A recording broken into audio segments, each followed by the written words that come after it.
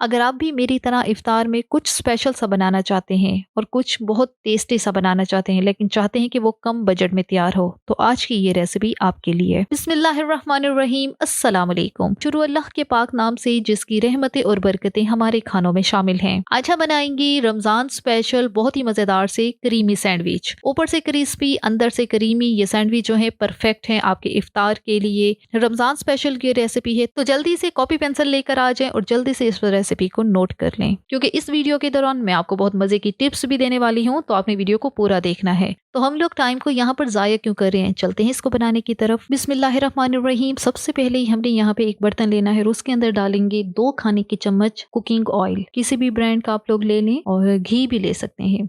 अब इसके अंदर डालेंगे 2 लहसुन की कलियां, जिनको बिल्कुल फाइन मैंने यहाँ पे काटा हुआ है। आप लोग लहसुन वाला पेस्ट भी इस्तेमाल कर सकते हैं, लेकिन क्योंकि मैं स्नैक्स बनाती हूँ तो फिर लहसुन को बिल्कुल फाइन ही चॉप कर लेती हूँ। इसी के साथ ही आधी प्याज, इसको भी छोटा काट के वो यहाँ पे डाल देना है। जैसे कि ऑमलेट बनाने के लिए जो प्याज जो है हम लोग इस्तेमाल करते हैं, वैसे ही प्याज आपने काट के डालनी है। जैसे ही प्याज का कलर थोड़ा हल्का ब्राउन होता है तो इसके अंदर डाल देंगे हम कुछ वेजिटेबल्स। सबसे पहले इसके अंदर डालेंगे 1 अदद गाजर। गाजर को छोटा छोटा ही मैंने काट लिया है। अब 1 मिनट तक ही गाजर को हमने अच्छी तरह से मिक्स करना है। इसके बाद इसके अंदर डालेंगे शिमला मिर्च। 1 शिमला मिर्च ली है, उसको भी इस तरह से छोटा छोटा ही मैंने काट लिया है। अब शिमला मिर्च और गाजर दोनों को ही इकट्ठे अच्छी तरह से मिक्स करना है और इसके बाद इसके अंदर डालेंगे उबला हुआ चिकन, जो कि आधी प्याली है, और साथ ही इसके अंदर डालेंगे बंद गोभी। इसको भी बारीक ही काटा हुआ है, ये भी आधी प्याली है। चिकन जो है इसको पहले ही उबाल लेना है आपने, उसको फिर रेशा रेशा कर लेना है। अब सारी सब्जियां हैं, चिकन है, तो ये हमारे जो स्नैक्स हैं बहुत ज़्यादा हेल्दी भी बनेंगे और साथ टेस्टी भी बनेंगे। अच्छी तरह से सब्जियों को हमने मिक्स किया है चिकन के साथ। अब इसके अंदर डालेंगे नमक 1 चाय का चम्मच, कुटी लाल मिर्च 1 चाय का चम्मच, काली मिर्च का पाउडर 1 चाय का चम्मच।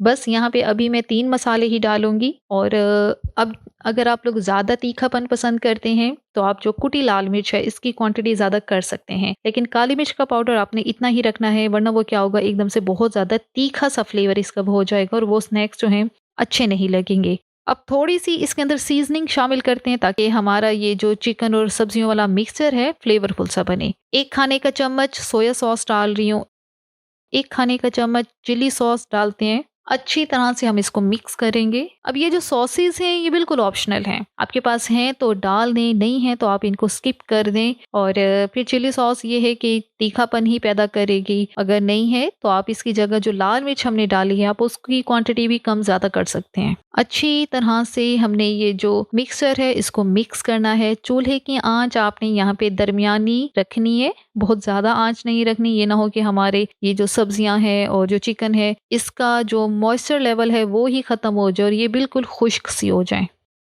अब इसके अंदर डालेंगे 2 खाने के चम्मच मैदा और साथ ही 2 खाने के चम्मच इसके अंदर तेल डाल देते हैं। अब मैदे को तेल के अंदर हमने अच्छी तरह से मिक्स कर लेना है और ताकि 1 मिनट तक हमने इसको मिक्स करना है ताकि ये थोड़ा सा भुन जाए। तो बस मैदा भुन गया है। अब ये जो सारा मिक्सचर है इसको अच्छी तरह से मैदे के साथ मिक्स कर देते हैं। बेसिकली क्या होता है कि ये सब्जियां, चिकन जो है, ये जो मैदे और दूध वाली वाइट सॉस है उसके अंदर हम इसको तैयार कर रहे हैं, तो थोड़ा सा हम शॉर्टकट तरीके से इसको बना रहे हैं। तो मैदा भी इसी के अंदर ही डाल दिया है और अब यहाँ पे हमने डाल दिया 1 गिलास दूध। दूध शामिल करने के बाद अच्छी तरह से इसको मिक्स करेंगे, वरना क्या होता है कि ये जो व्हाइट सॉस बनती है ये मैदे को भून के उसके अंदर दूध डाल देते हैं और ये एक अलग बर्तन में बनाई जाती है और फिर इसको उस सॉस को सब्जियों में मिक्स करते हैं। तो ये काम थोड़ा सा क्या हो जाता है, लेंथी भी हो जाता है। तो हमारी यही कोशिश होती है कि आपके साथ बहुत इजी स्टेप जो है वो शेयर किए जाएं ताकि आप जब इसको फॉलो करें तो आप किसी भी तरह की परेशानी का शिकार ना हो।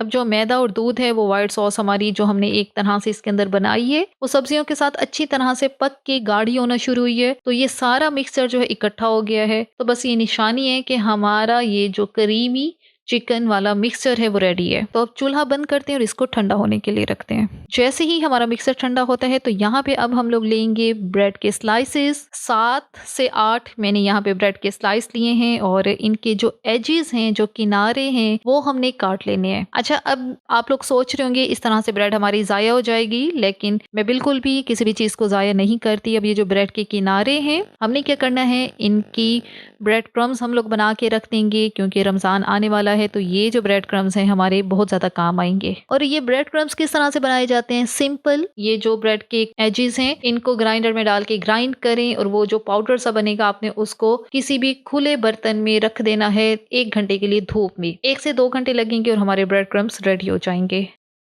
चारों किनारे काट लिए हैं, अब दरमियान से भी इसको काट लेते हैं। तो इस तरह से हमारे ब्रेड के पीसेस जो हैं वो रेडी हो गए हैं। अब पहले मैं आपको एक सैंडविच, करीमी सैंडविच है वो बना के दिखा देती हूँ। एक पीस के ऊपर अपनी ये जो चिकन वाली स्टफिंग है, अब ये ठंडी भी हो गई है, इसको अच्छी तरह से फैला देने। अच्छा, क्वांटिटी अच्छी से ही लेनी है, ये ना हो कि बहुत ज़्यादा आप लोग कंजूसी करके थोड़ी सी क्वांटिटी डालेंगे तो फिर वो जो सैंडविच हमारे बनेंगे वो बहुत फीके से रहेंगे। थोड़ी अच्छी सी क्वांटिटी रखें और अच्छी तरह से प्रेस करें। इसके बाद इसके ऊपर ब्रेड का दूसरा स्लाइस रखें। दूसरा स्लाइस हमने रख दिया है और यहाँ पे हमारा एक क्रीमी सैंडविच रेडी हो गया है।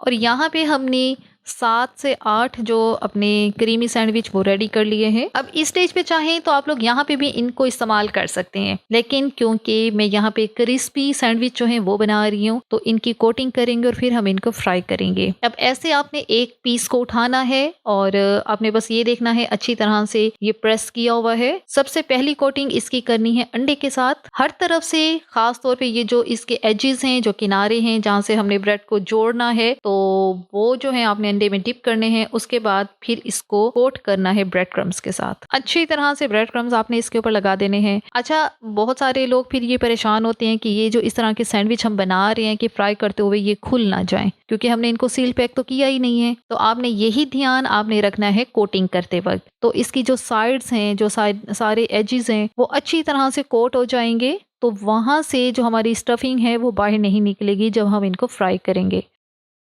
सारे पीसेस को हमने यहाँ पे कोट कर लिया है और इस स्टेज पे चाहें तो आप लोग इनको फ्रीज़र में फ्रीज़ कर सकते हैं। किसी भी एयर टाइट बैग में डालें या डब्बे में डालें, आप इनको फ्रीज़र में फ्रीज़ करें और आप इनको 2 से 3 हफ्ते इजीली इस्तेमाल कर सकते हैं। जब आपने इनको फ्राई करना हो फ्रीज़र से निकालें और इनको जस्ट फ्राई करें। लेकिन मैंने यहाँ पे वीडियो बनानी है तो यहाँ पे मैं अभी ही इनको फ्राई करूँगी। फ्राई करने के लिए तेल जो है हमने मीडियम फ्लेम पे हमने गर्म कर लिया है और एक एक पीस हम इसके अंदर डालेंगे। अब इनको हमने फ्राई करना है 5 से 6 मिनट के लिए। टोटल टाइम है फ्राई करने का 2 मिनट, 2 से ढाई मिनट एक साइड फ्राई करेंगे और जैसे ही वो साइड जो है हल्की गोल्डन ब्राउन होगी तो इनकी साइड्स को चेंज करेंगे और इतना ही टाइम फिर दूसरे साइड को देंगे। और ये आपके सामने हम इनको फ्राई कर रहे हैं, अंदर की स्टफिंग बिल्कुल नहीं निकल रही, बहुत अच्छी तरह से ये साइडों से बंद है। अब जहाँ से आपको लगे कि ये इनका कलर जो है थोड़ा हल्का है तो उस साइड को आप ज़्यादा फ्राई करें। कोई हार्ड एंड फास्ट रूल नहीं होता कि हमने इनको जी अगर मैंने आपको 6 मिनट बताया है तो आपने 6 मिनट के बाद चूल्हे को बंद कर देना है। बिल्कुल ऐसा नहीं है, डिपेंड करता है कि आपने चूल्हे की आंच कितनी रखी है, आपका बर्तन कैसा है। आपने जस्ट यही देखना है कि आपके जो स्नैक्स हैं ऊपर से गोल्डन ब्राउन हो चुके हैं तो आपने इनको ऑयल से बाहर निकाल लेना है। जब तक कि हमारे स्नैक्स जो हैं फ्राई होते हैं तो आप सबसे एक हम्बल सी गुजारिश है कि अगर आपको हमारी वीडियोस अच्छी लगती हैं तो हमारे चैनल को सब्सक्राइब करें, इसको सपोर्ट करें, अपने दोस्तों के साथ, रिश्तेदारों के साथ इसको शेयर करें और हमें अपना फीडबैक ज़रूर दिया करें कि आपको किस तरह की वीडियोस चाहिए। रमज़ान आने वाला है, रमज़ान के लिए आपको किस तरह की रेसिपीज़ जो हैं वो देखनी है, ताकि हम आपकी ही राय को जो है वो अहमियत देंगे। तो यहाँ पे करीमी सैंडविच हमारे गोल्डन हो गए हैं तो इनको ऑयल से बाहर निकालते हैं।